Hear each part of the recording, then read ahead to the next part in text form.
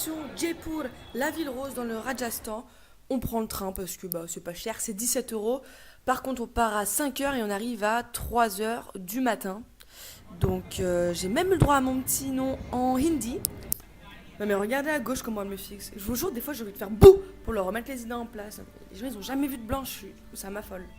Enfin bref, c'est pas si grave. On s'installe dans les wagons, mais comme j'ai pris mes billets après lui, on n'était pas ensemble. Du coup, voilà. Au pays de la corruption, comment ça se passe? Et tu ouvres ton porte-monnaie et tu lâches de la thune. Il y a d'ailleurs 4 personnes qui sont venues voir mon patron pour lui demander des sous parce que j'étais blanche. Voilà, c'est tout. Il demandait vous êtes avec une blanche, donnez-moi. Après de longues heures, on est enfin arrivé à Jaipur. Donc heureusement que j'étais pas toute seule parce que je vous avoue ça fait un petit peu flipper. Et dès le lendemain, au petit matin, 13 heures, on est parti direction Nahargarh Fort, dans les hauteurs de la ville. C'était juste une vue de malade, vous verrez juste après. En attendant, on a visité donc ce temple, ce fort, qui est plutôt beau. Mais alors, on est tombé sur un guide. Il nous a bien pris pour des cons à nous raconter n'importe quoi. Enfin bon, ça en est devenu drôle. Et voilà donc la fameuse vue. Je vous jure, franchement, c'est à voir. C'était super, mais bon, on avait super chaud. Du coup, on s'est dit, qu'est-ce qu'on va faire? On va aller boire un coup, on est en dehors du Gujarat. Donc, on peut boire de l'alcool. Mais en fait, avec la chaleur, on s'est dit, oula, faut quand même rentrer. Donc, on a juste pris une petite limonade. Enfin, bon, c'est bien beau tout ça, mais on est quand même venu pour un mariage. Du coup, sur le chemin du retour, on a fait quelques petits arrêts touristiques. Donc, d'ici, on voit le Jal Mahal.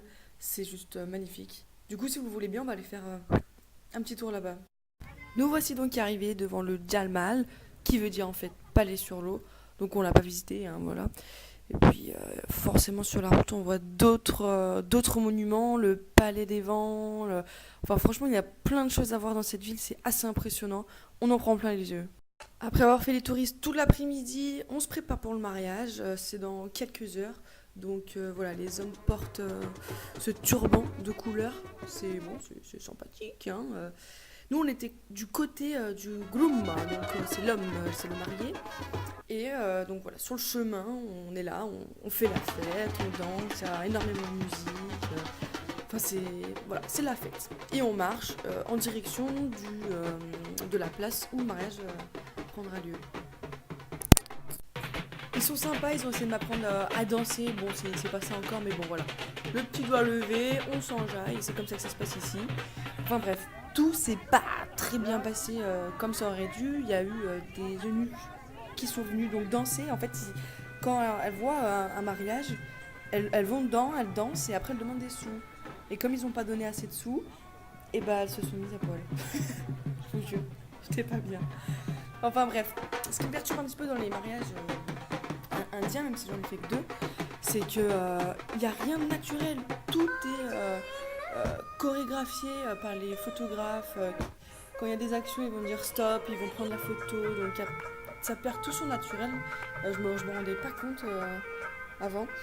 Mais sinon, tout est monnayé en fait. C'est-à-dire que si les musiciens veulent continuer de jouer, ils sont obligés de payer au fur et à mesure.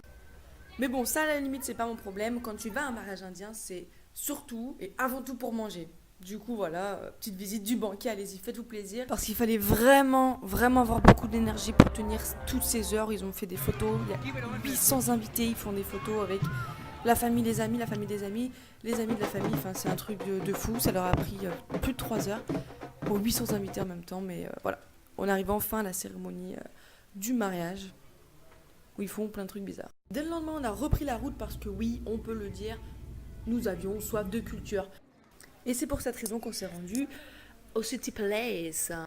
C'était quand même bien sympa à visiter, je dois l'avouer. Les expositions à l'intérieur étaient super intéressantes. Et puis il y avait aussi des artisans, donc on les voyait travailler à la main, faire des choses dans le détail. Enfin, c'est impressionnant, du coup, voilà, je me suis fait plaisir, j'ai pris un petit souvenir. Bon, mon patron a trouvé que c'était complètement débile, hein, parce que c'était 13 euros pour lui, ça, c'est 8 restaurants, il a affolé, mais bon, voilà. Et par la suite, on a pris la direction de Jantar Mentar, un observatoire astronomique. Vous allez voir, c'est plutôt sympa. Mais bon, moi j'avais la flemme de pédaler. Il y en avait un, bon, 10 roupies, il pédale, il est content. Moi aussi. C'est un lieu assez atypique. Du coup, pour bien comprendre vraiment l'endroit dans lequel on se situait, on a payé un guide pour qu'il nous explique. Il était super, très intéressant. Donc chacune de ces formes géométriques permettent une lecture ultra précise de l'heure. Donc en fonction de saison et puis du soleil, voilà, les jeux de l'ombre vont pouvoir indiquer l'heure exacte standard indienne.